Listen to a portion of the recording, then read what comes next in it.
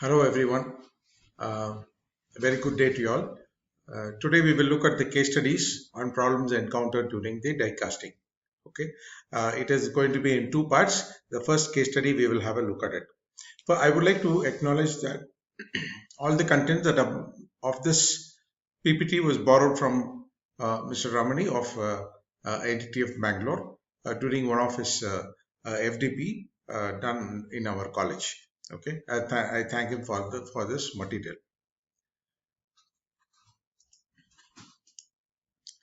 Now we have a lot of problems that come up in die casting, and let us understand the problem and then how it has been solved. The first thing is the filling problem. Okay, this case study is on a motor body housing which has been die casted, and there is a fin which comes up here, and we find that there's a the problem is that it does not get filled during the window position. Okay, the size of the part is also shown here, is around 180 dia and then around 100 mm deep, and the total weight of the component after it has been trimmed etc is around 800 grams. Now uh, inside of the part is looks like this. How right?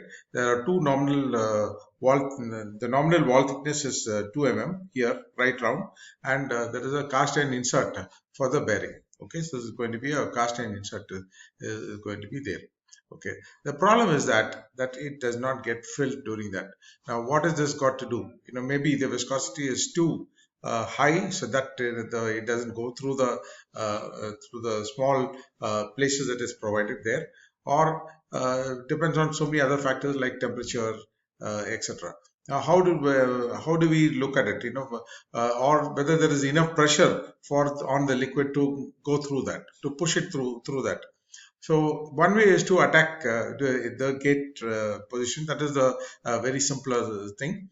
Okay, the original runner position location was near the very heavy sections here. Okay, so on the other end, it was not getting filled here, right? So the easy way to salvage the existing part which has already been done after the trial etc is to add an extra runner. Now, that is exactly what they have done here. They have added one extra sub runner here from here to here, so that this place gets filled. Okay, now mind you that these are all additional operations. This has not been done using proper analysis, simulation analysis, etc., to using die casting software like AutoCast, Dynacast, etc. But then this is how the industry is now currently doing. Those who are equipped with these kind of simulation softwares, they are able to do a much better job. Okay. Now, after doing this, putting this extra runner, we find that this problem has been solved. Okay. The next part was the housing for a hand grinder. A hand grinder is there, and then for that we are trying to have the housing. We said that it's a very complex part, and then it's a totally unbalanced part. One side there is a lot of material movement there, and then the other side is totally free. Okay, there's a lot of typical asymmetric flow of the metal requires here. The size of the height of the component is around 200 mm long, and then the diameter is around 60 mm. Okay, wall thickness is 3 mm. Now let's see how this can be solved. So again, the problem is that non-filling.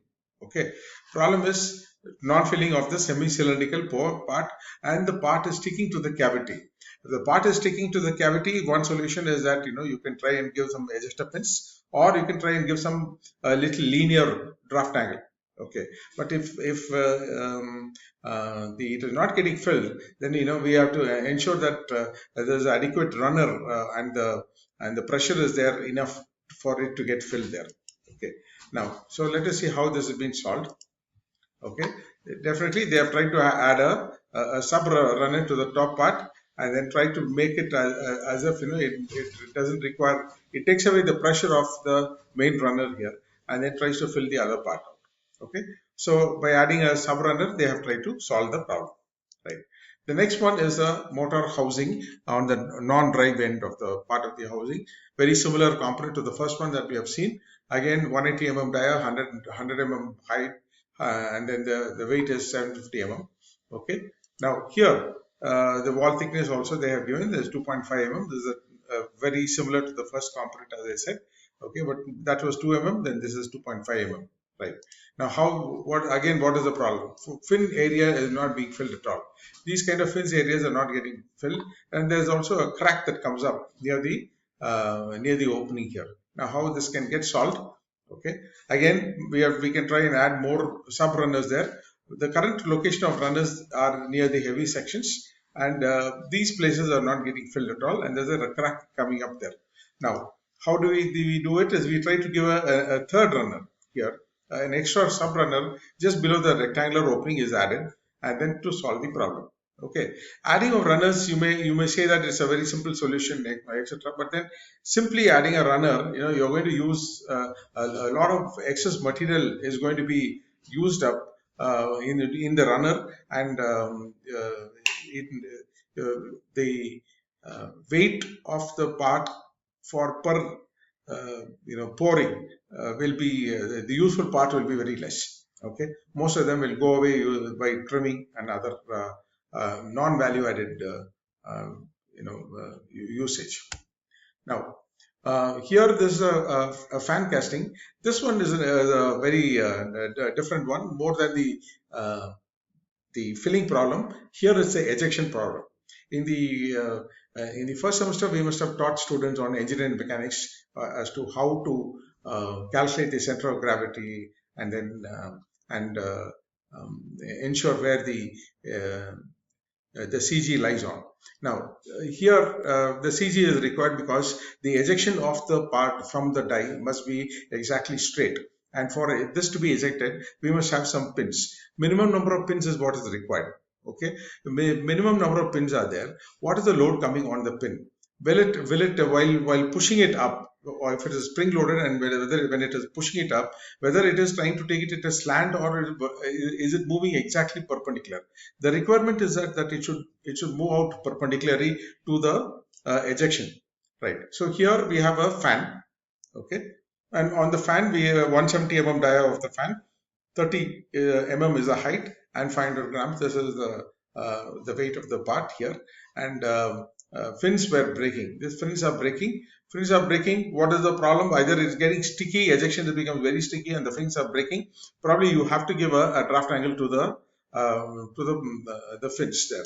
So what they have done here, since they cannot give a too much amount of draft angle to the fin, they have done they've solved the problem using these ejector pins. So initially the ejector pins were given in these areas. They found this area, and then they tried to give the ejector pins. But since the fins were breaking, all we can do now and salvage the part is that we can add some extra ejector pins. So extra ejector pins, another 6 ejector pins were added, and the draft angle of the blades were increased from 2 degrees to 5 degrees. Okay, so that solved the problem, and then you can get a nice component.